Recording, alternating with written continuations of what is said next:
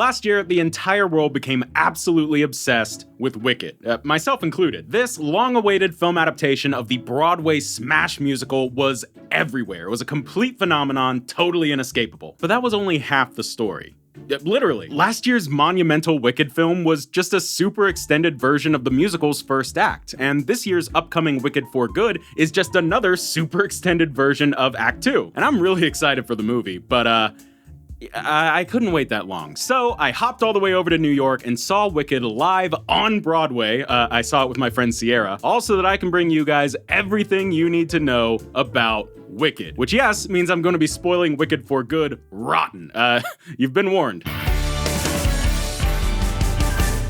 So everything to do with Wicked starts 125 years ago in the year 1900. I am serious, because that was when author L. Frank Baum published his classic children's book, The Wonderful Wizard of Oz. Where is it? Where is it? Here it is! The Wonderful Wizard of Oz by L. Frank Baum. This is not an original 1900 copy. That would probably cost like $1 million. But this is some kind of anniversary print, and this is what it would have looked like in the 1900s. It's really cute. And I want to say this edition is signed by one of L. Frank Baum's like grandkids or something. This heirloom quality reproduction of the first edition of L. Frank Baum's beloved classic, The Wonderful Wizard of Oz, has been personally signed by the author's great-grandson, Robert Baum. Look at that. Look at that. Look at that. Bah.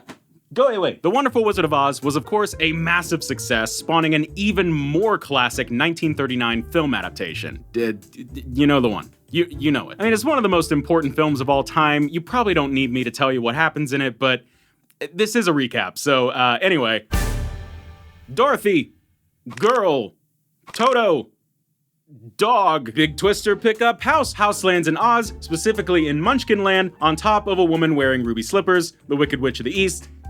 Dead. She is dead now. Those ruby slippers then zap onto Dorothy's feet and are kinda stuck there, which sucks because then a big bad witch, Green Witch, the Wicked Witch of the West, shows up and is like, I want those. But then Glinda, the Good Witch, I want to say the Good Witch of the North, maybe? It's been a minute since I saw the film. She shows up, saves Dorothy, and tells her that if she wants to get back home, she's gonna have to go see the Wizard of Oz in the Emerald City, so she sends her down her journey on the Yellow Brick Road, where she meets a brainless scarecrow, a heartless tin man, and a cowardly lion. The four of them all go to meet the wizard, and he's like, you ever kill a man? Yeah, the wizard just kind of puts out a hit on the Wicked Witch of the West, telling this little girl and her group of friends to go murder her, which they do. She gets doused with a bucket of water and melts, awkwardly and slowly, while everyone just kind of watches. But wizard's not a wizard. He's just a guy. He can't grant wishes. He looks like a congressman. They just killed a lady for no reason. And the wizard manages to like sweet talk his way out of the whole wishes thing. Maybe he is a congressman, I don't know. And he promises to help Dorothy get home by taking her back to Kansas, which is where she's from, I forgot to mention that, in his hot air balloon. But he accidentally leaves without her. Idiot. Dumbass. But then Glinda shows back up and is like, hey, you had the ability to go home the whole time. All you gotta do is click your heels together, say there's no place like home, and then boom. This girl really murdered a woman for no reason. She had the ability to go home the whole time. Blood is on her hands. I'm serious. I hadn't thought about it like that. Damn. So Dorothy does this. She ends up back home. That's the story. Whatever. It doesn't matter. For our purposes today, the most important thing about this story is that decades later, it went on to inspire one Gregory Maguire to write a little bit of alternate universe fan fiction with his novel, where is it? His 1995 novel, Wicked, The Life and Times of the Wicked Witch of the West. This is actually a first edition copy from 1995 I found on eBay. But this is a decidedly not family-friendly book that I'm still working my way through, but safe to say we'll get to this some other day. But while you might have known that this is where Wicked came from, what you might not have known is that there are way more Wicked books than you might think. Yes, there's this one from 1995, but then in the 2000s, there was also Son of a Witch, Volume 2 of the Wicked Years, A Lion Among Men, Volume 3 of the Wicked Years, and the final volume of the Wicked Years, Out of Oz. But then, not too long after that wrapped up, Gregory Maguire got the Jones to write some Wicked stuff again and wrote a sequel series called the Another Day series. It was called Another Day. Starting with the Brides of Maricourt, then going into the Oracle of Maricourt. Look at that. Look at that. You see that? It's fucked up. And then wrapping up with the Witch of Maricourt. But then, this year, Gregory Maguire got hit with the Jones to write some Wicked stuff again and put out Elfie, It's on the floor. Elfie, A Wicked Childhood. Yes, this is some kind of prequel book about the Wicked Witch's childhood. I have not even touched any of these books yet because I am still working my way through the original Wicked, and it's a doozy, so yeah, we might get to these another day. But yeah, that's 8 Wicked books, dude. 8 Wicked books. But luckily for today's video, we only have to focus on this one. And the purpose of this book was essentially to ask the question, what if the Wicked Witch wasn't really the bad guy? And it served to kind of flesh out and humanize an admittedly one-dimensional villain character. But then, this book went on to inspire one Stephen Schwartz, the musical composer behind Godspell and Pippin, and also the lyricist for Pocahontas, Hunchback of Notre Dame, and Prince of Egypt. He decided that this was going to be his new musical, and finally, in 2003, Wicked, the untold story of the Witches of Oz, finally debuted on Broadway. Of course, it was a massive hit with a bunch of gigantic songs that also, as we know, went on to inspire the meteoric success of last year's film adaptation, which only covered half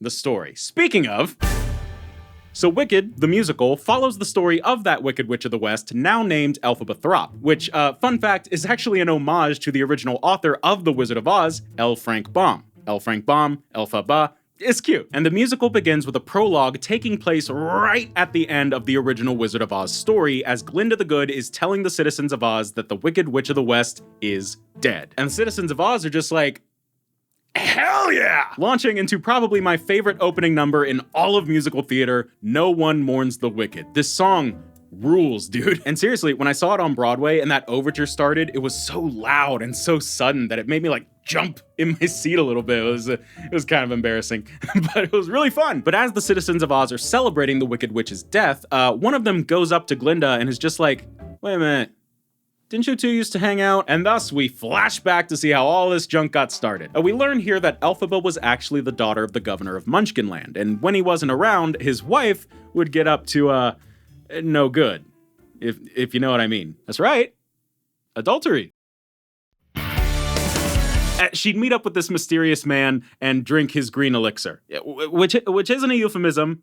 Maybe. But no, he literally has a funky bottle of green elixir that the two would drink, and then, click their heels. I'm sorry. And so, when Elphaba was born, she came out unexpectedly green. Ashamed of Elphaba, her parents tried again, eventually having another kid named Nessa Rose. But because they were so worried that this kid would turn out green too, Governor Throp made his wife try these home remedies that made the birth happen prematurely, unfortunately leading to Nessa Rose being born without the use of her legs, and their mom not surviving the procedure. All of which only served to drive a wedge between Elphaba and her dad even further. He already didn't like her. And it caused Elphaba to grow up blaming herself for a lot of the bad in her family, particularly when it comes to her sister. But on a lighter note, jumping forward a bit, we see a now fully grown Elphaba and Nessa Rose enrolling at a prestigious Oz university called Shiz. Their dad drops them off and gives Nessa a special gift, their mom's jeweled shoes. Which, those are the ruby slippers, by the way. I know they're not red, but the whole red slipper thing was like created specifically for the movie.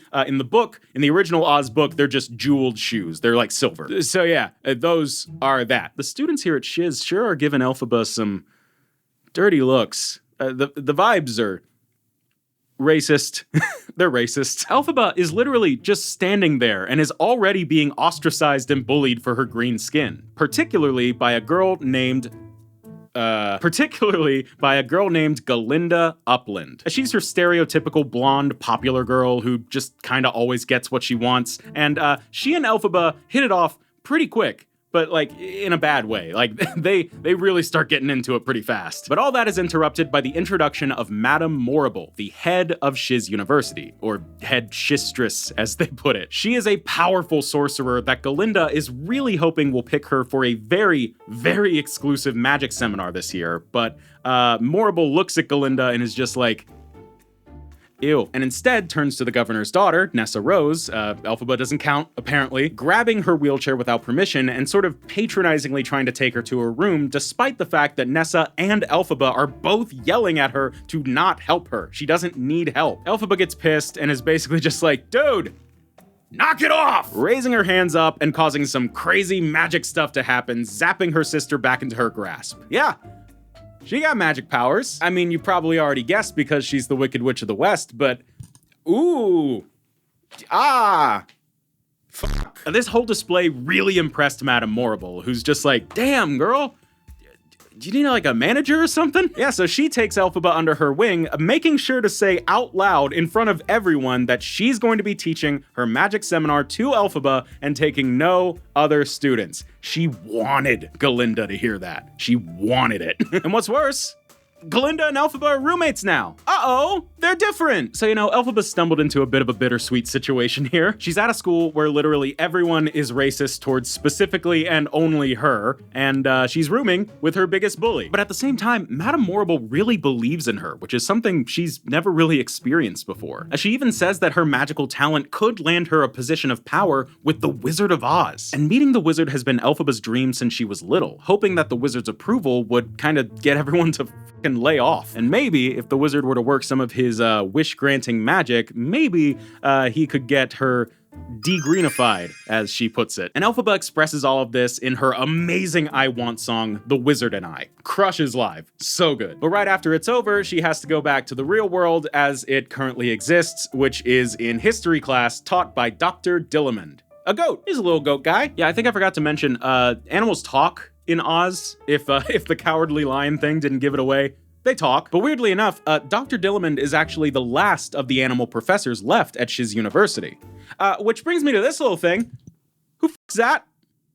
Who is that? We're just gonna ignore the shoebill stork that's standing right there? Acknowledge your birds! Anyway, Dr. Dillamond and Elphaba speak for a bit after class, and Dillamond warns Elphaba that some weird stuff is going down in Oz. Many animals, including him, are not only suffering more and more discrimination, but they're weirdly losing their ability to speak. Which explains why, during class, Dillamond was struggling to say Galinda's name, pronouncing it more like Glinda, without the A. Elphaba is absolutely disturbed by this news and decides then and there that if she does get to meet the wizard, instead of trying to help herself, she's going to use that audience to try and help the animals. Meanwhile, the rest of Shiz is just kind of going about their day as usual. Galinda dodging advances by this tragically gameless little munchkin nerd named Bach, because her eyes are drawn exclusively to the new student who just arrived named Fiyero, a prince with a rebellious streak and a hell of a reputation, who as soon as he shows up starts trying to start some shit. But like in a good way, like fun trouble. You know what I mean. He invites everyone, especially Galinda, to the Oz Dust Ballroom for a party that night. Bach tries to squeeze in one last attempt to ask Galinda out, but she convinces him to ask out Nessa instead. He folds,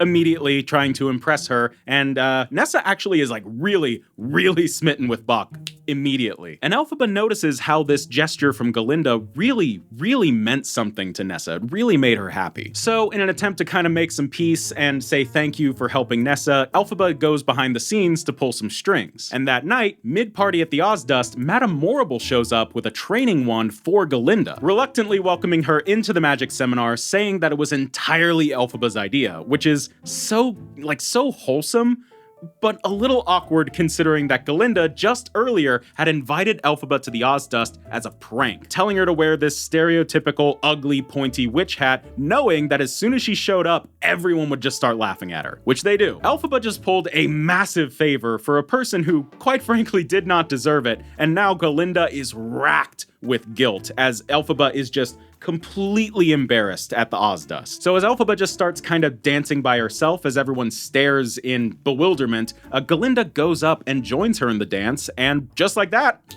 they're best friends now. Nice! It's just kind of bonding over unspoken symbolic dancing stuff. Hooray. The two of them head back to their dorm and spend the night just talking, bonding, and really trying to understand and get to know each other. Galinda even notices this funky little green elixir bottle that Elphaba keeps under her pillow, which gets them talking about Elphaba's mom and all their family stuff and all of that. The two of them really hit it off, and while it doesn't really pertain too much to the plot at hand, this is the part in the musical where Galinda gets her big Act 1 number popular, which is a bit more of just a comedy number about how she wants to give Elphaba this crazy makeover and make her the second most popular girl at Shiz. It's very cute. It's a great song. But the good times don't last for long, as the next day in class, Dr. Dillamond tells the students that this is his last day at Shiz before he is forcibly ejected from the university, yelling to the students that they are not being told the full story. He is then replaced by a human professor who spends the entirety of the class teaching the students about this exciting new invention called a cage. He claims that the cages are for the animal's own good, despite the fact that the lion cub he's brought in as an example is cowering in fear.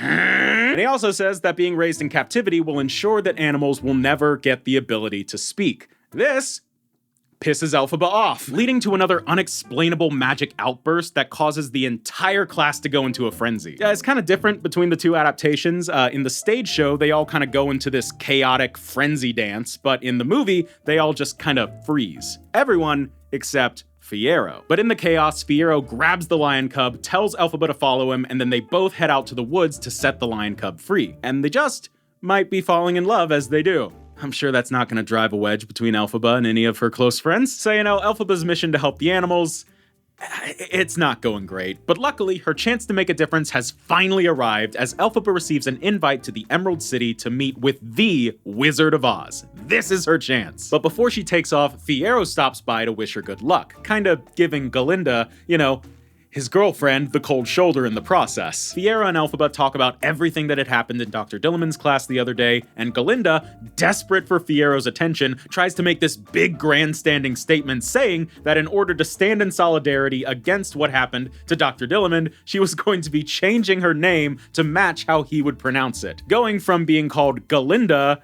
to Glinda. Great.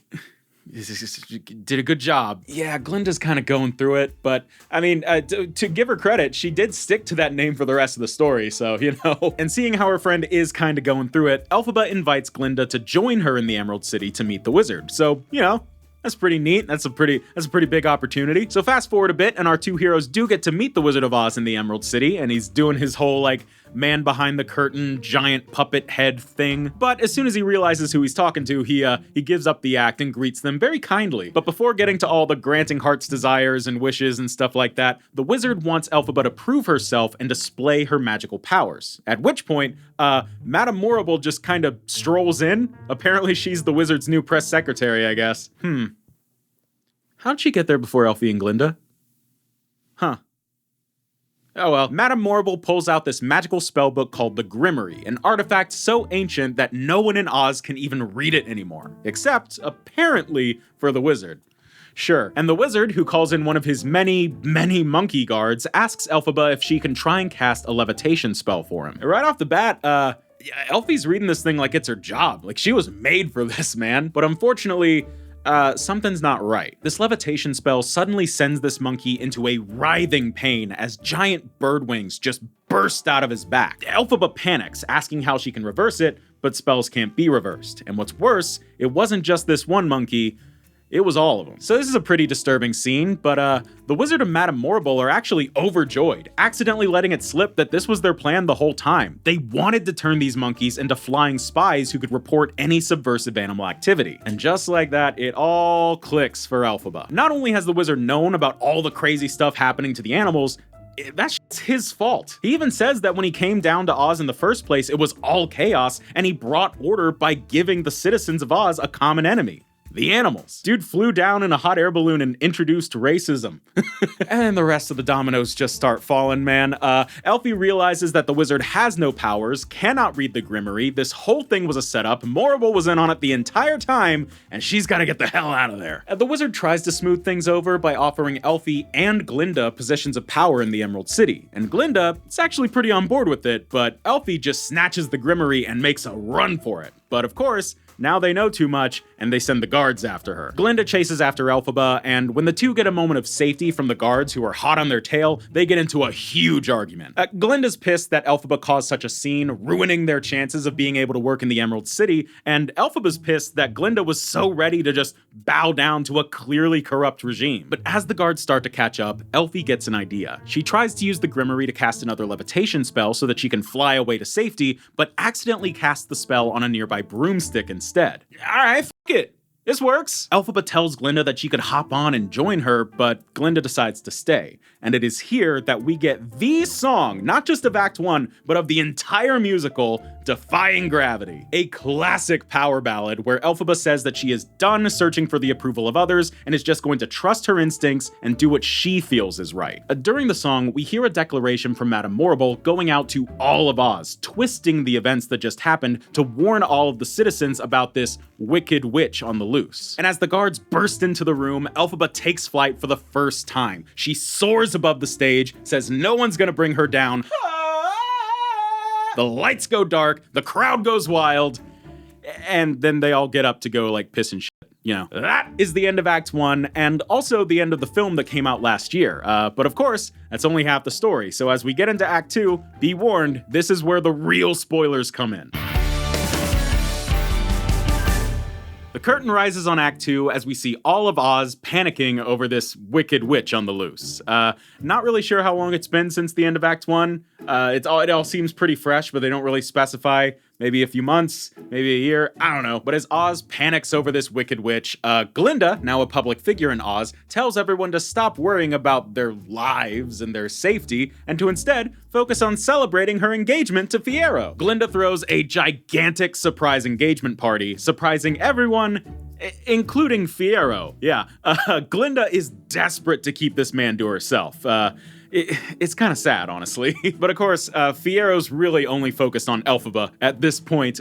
Being the newly appointed captain of the guard, finding Elphaba is literally his job. But unlike the rest of Oz, he wants to find her to help her, not kill her. Or as the rumor mill around Oz has been spouting, melt her with water. The talk about Elphaba around Oz is full of bullshit claims like that, most of them made up by Madame Morrible, and Fiyero hates it, and he especially hates that Glinda just sort of reluctantly goes along with it, and that's got him fully checked out of their relationship at this point, which is maybe not the kind of thing you want to be dealing with at your very public engagement party. So Fiyero just sort of yes-dears his way through it, and Glinda copes.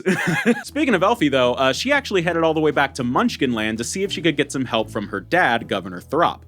Unfortunately, he's dead. Yeah, apparently the shock of Elphaba's alleged crimes sent the dude straight up into some kind of cardiac episode. So now, Nessa Rose is the newly appointed governor, and she's apparently ruling the place with an iron fist, stripping the Munchkins away of their rights one by one, all in a weird attempt to keep Bach by her side. Yeah, Nessa's not really holding it together all that great, taking out a lot of this frustration on Elfie, guilt-tripping her for never using her powers to help her with her disability, which we already know is a sore spot for Elfie, considering she still blames herself for most of that. But Elfie realizes that while she might not necessarily be able to do anything for Nessa's legs, she could potentially enchant her jeweled shoes. So she whips out the grimoire, starts chanting a spell, and boom, Nessa is up, standing, walking, and excitedly calls for Bach. But as soon as Bach sees what Elfie has done for Nessa, he's just like, oh man, damn, I'm out. Ooh,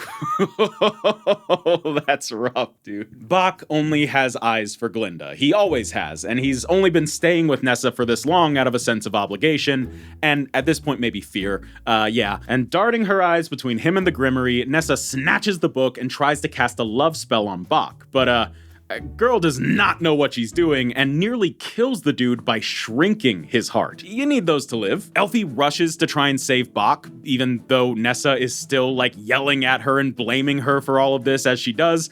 God, but even though Elfie couldn't save Bach's heart, she could make sure that he wouldn't need one anymore. So as Elphaba bails, Bach gets up and makes a loud, rusty creaking sound as he does. Yep, Bach is now the Tin Man, and you know, he takes it well. Screaming and running away, and Nessa does exactly what you would expect her to do at this point, and she just blames it on Elphaba. Ungrateful, damn. Well, going back to Munchkinland didn't really do anything, so instead, Elphaba hops back over to the Emerald City to confront the wizard, who pretty much immediately starts turning on the charm to try and win Elphaba back to his side, even promising to clear her name if she just joins up with him as originally planned. And Elphaba does kind of get caught up in all of the wizard's schmoozing here. He sings this song called Wonderful that's just trying to kind of gas her up a little bit, but Elphaba says that she will only agree to this offer if the wizard sets the monkeys free, which to his credit, he does without question. But as the cage opens, Elfie sees something that she wasn't supposed to. Dr. Dilliman, scared, trapped, on all fours, and unable to speak. The wizard says that they couldn't just let him keep speaking out against him, and dude, it is a wonder that Elfie didn't go straight for the neck at that point because she is pissed. The deal is off, and Elfie tries to leave, only to be stopped by the captain of the guard, Fiyero. Luckily, dude's on her side, so he points his weapon directly at the wizard. Just in time for Glinda to show up and realize why her fiancé's been acting so distant lately. Fiyero and Elphaba escape together, leaving Glinda behind, heartbroken, and the wizard offers her a sip from this funky green elixir bottle, saying that it'll dull the pain, and Yeah, that's pretty obvious. But Glinda's really a bit too shocked right now to really pay attention to the massive plot reveal that just happened, and soon, Madame Morrible shows up to talk to the wizard about new ways to try and capture Elphaba. Glinda suggests that they make up a rumor that Elfie's sister Nessa is in danger, knowing that Elfie wouldn't be able to ignore that. But once she leaves, Morrible and the wizard agree that a rumor is not gonna be enough. So, Morrible uses her magic to summon a massive twister. And now I think you can start to see where a lot of Act 2 is going to be going. Elfie doesn't know, though. She's too busy making out with Fiyero in some kind of damp, dark cave. But soon enough, she snaps to attention, sensing that something's wrong with Nessa, right as she also happens to notice the strange twister going by with the house it's picked up in its path. But before she can rush off, Fiyero tells her that when she's done, she should head to one of his family's many unused fancy castles to hide out and be safe. It didn't really need to flex on her like that, but whatever, he's helping. And with that, Elfie heads back to Munchkinland, only to find that house had landed on top of the Wicked Witch of the East, Nessa Rose. But what we're getting to now is the story of Wicked fully catching up to the start of the Wizard of Oz story. So, as Elfie reaches Munchkinland, Glinda has already arrived and sent Dorothy on her trip down the yellow brick road, now wearing Nessa's jeweled shoes. And Glinda and Elfie barely even have time to start mourning Nessa's death before they get straight into an argument. Yeah, Elphaba's pissed that Glinda just let this random girl run off with Nessa's shoes when those were all she would have had left to remember her by, and Glinda, she's pissed Elfie stole her boyfriend. I mean, come on. Just then, the wizard's guards all rush in and trap Elphaba just as Morrible and the wizard had planned. But luckily, Fiyero swings in on something? I don't know, it looks like a vine or a rope, but I don't really know where it came from. It's kind of played for a joke even. Either way, he manages to get the guards off of Elphaba's tail by, no joke, threatening to kill Glinda. Girl's having a bad day, dude. But as Elfie makes a break for it, the guards capture Fiyero, tie him up, and hang him out in the fields to, I don't know, torture him? Something like that? I don't know. Afraid of what might happen to Fiyero, Elphaba then rushes off to that castle he told her about and starts trying to cast literally any spell she can think of to keep him alive and safe, leading to Elphaba's big Act 2 number, No Good Deed, where Elphaba reflects on how all of the good she's tried to do throughout this story just keeps blowing up in her face, making life harder for her and the people she loved. So now, she's done. If they want her to be wicked, she'll be wicked. A good timing too, because the citizens of Oz are rallying into a full-fledged angry mob of witch hunters. Even Bok joins in, wanting to get revenge for his horrid transformation into the Tin Man, and also, the Cowardly Lion shows up. Kinda. Yeah, on stage, they just play like a stock lion roar sound effect while Bok tugs on this fake prop tail from off stage, saying that if Elphaba hadn't rescued the lion when he was little and instead let him fight its own battles, he wouldn't be such a coward today. Now, since we don't actually see the lion or hear from the lion in the stage production beyond that, we don't really know if Bok is just like making some shit up here out of his want for revenge, or if this is legitimately how the Cowardly Lion feels. But because the Cowardly Lion has been shown off in some of the promotional material for Wicked for Good, and he has a dedicated voice actor, I'm hoping we get a little bit more from this character and this plot line in the movie to really flesh that out and see if that is the case or not. But more importantly, as the March of the Witch Hunters goes on, Glinda confronts Madame Morrible, saying that this has all gone too far, to which Morrible basically just tells her to shut her mouth. I guess some things never change. And this is where it fully clicks for Glinda.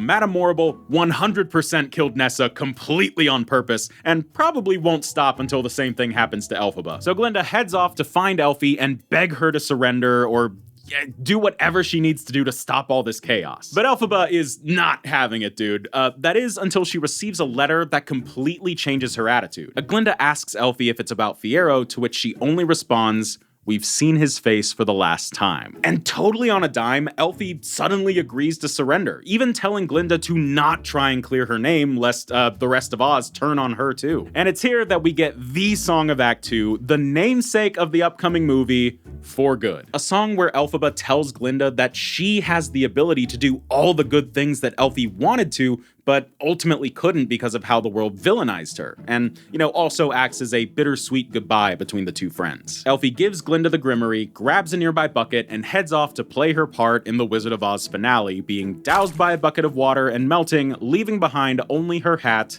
and her mother's green elixir bottle, which Glinda tearfully grabs as she mourns her friend and heads back to the Emerald City, the cogs now finally turning in her head as to where she last saw one of these bottles. Glinda gets back to the Emerald City right after the wizard had finished rewarding Dorothy, the Scarecrow, the Tin Man, and the Cowardly Lion for defeating the Wicked Witch. At which point Glinda holds out that funky green elixir bottle and explains to the wizard that it once belonged to Elphaba's mother, and it all clicks. Elphaba, the poor girl that this dude had spent the entire story villainizing and tormenting for political gain, was his biological daughter. Yeah, oops!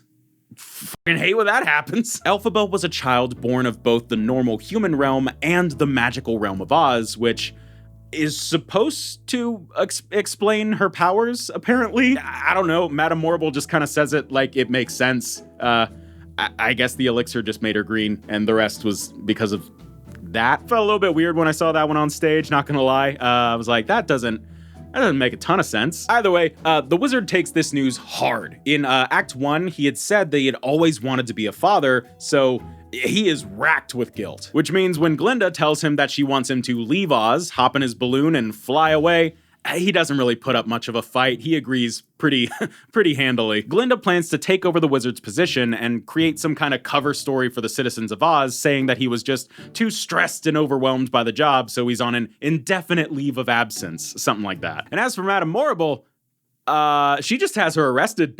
She puts her in prison. That's it. So, despite everything that went down, Glinda really does work to try and accomplish all that Elphaba wanted. She really wants to use her new position of power in Oz to try and earn the title Glinda the Good, all to honor her dead friend Elphaba. Oh shit, never mind, she's still alive. Yeah, right at the tail end here, after all the festivities of the original Wizard of Oz story wrap up, we see the Scarecrow sneak off, open a trapdoor, and out pops Elphaba, safe and sound. This entire time, Elphaba had planned with Fiyero to fake her own death so the two of them could leave Oz together. And yeah, if it's not obvious at this point, Fiyero is the Scarecrow. This was the result of all the spells she was casting during No Good Deed. So, with their plan successful, the two of them get ready to head out and leave Oz for good, never to return, but unfortunately, in order to stay safe, that means they can't let Glinda know that Elphaba's alive. And so, in the end, Glinda and Elphaba have to go their separate ways for good. And that is the story of Wicked.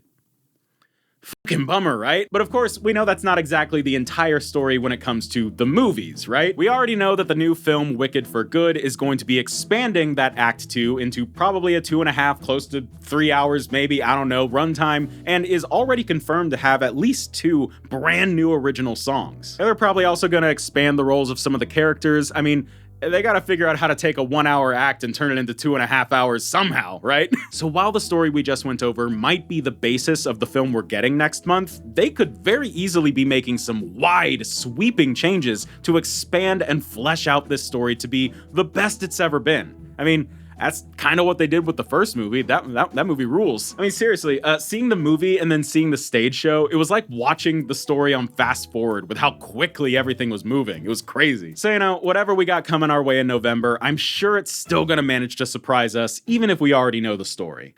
Seriously, I heard that there were some people who were buying tickets to see Wicked on Broadway only to leave at intermission to avoid spoilers for the movie? Are you fucking crazy? Broadway is expensive, dude. Even the cheap seats. And you're just gonna go all the way to New York, get the tickets, spend hundreds of dollars, and then leave after an hour? Oh, so you're rich and stupid? Come on, man. I'm done. I'm done. I'm done. Hey guys, thank you so much for watching my video. No, it's a little bit of a different one, but I really hope you liked it. And now I gotta give a massive thank you to my Living in Denial channel members. Those being Ryan Wilkins, Chrisara, Kirby the Ice King, Spooky Month 333, Not So Simple Grim, Loki, not that one, Princess Ella Bunny, Meme Boy 049, Reality in Color, Sam Berger, Jake Artist 13, JBG 0801, Broken Pie, Revamped Skunk, Chiller Beans, Grace Strickland, L1 Brew 5, Hey It's Rosa, No Naha, Star Square, Strange Fan 101, Glue Gunner, AR Hester, Dirk, Flip Flop, Mario Underground, Wolfglar, Bucket Studios, Michael Milton, Z-Boot, DeWild Megalo, Cyril Plays 656, Mimikyu 199, Ciela Star, and Galaxy.